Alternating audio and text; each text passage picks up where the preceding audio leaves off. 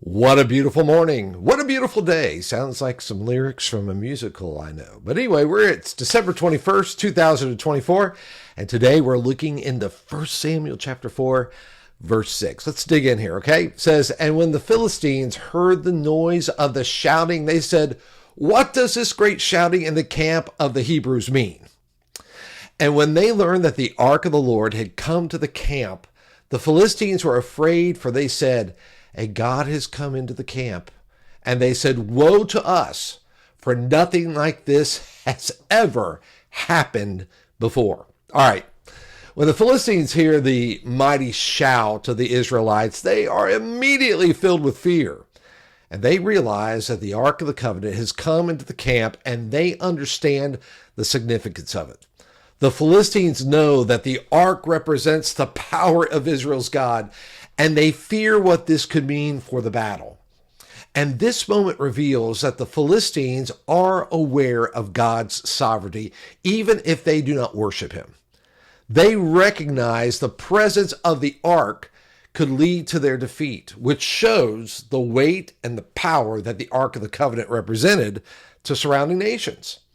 And their fear, however, is not enough to move them towards repentance or even seeking peace with God. It only fuels their resolve to fight even harder.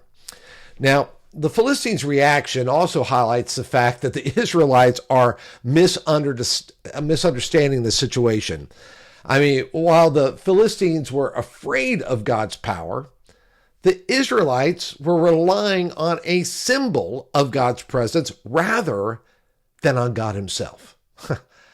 They were relying on a symbol of his presence rather than on God himself to guarantee their victory. Now, the ark, as important as it was in Israel's history, could not be used as a tool to force God's hand. Now, the Israelites mistakenly believed that the ark alone would bring them victory, while the Philistines understood the true significance of what the ark represented, even if their understanding did not lead to their repentance. Okay, so this moment teaches us some things. It teaches us that symbols of our faith, whether it's the Bible or the church building or spiritual rituals, hold no power unless they are understood in the proper context. God is not bound by religious artifacts or actions. He is sovereign and acts according to his will. True victory comes not from manipulating God through symbols, but from walking faithfully with him. It is a warning to not treat God as a tool to be used for our agendas, but to honor him as the sovereign Lord who deserves our complete trust and obedience. So let me ask, do you rely on symbols or rituals as a substitute for true relationship with God? Take time today to reflect on your understanding of God's presence in your life.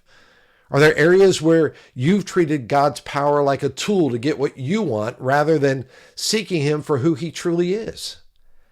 Ask God to reveal any areas where you've misunderstood his ways or relied on external symbols instead of just deepening your walk with him. You see, true victory and peace comes when we align our hearts with God's will and not just his symbols. Have a good day. We'll see you right back here tomorrow. Take care.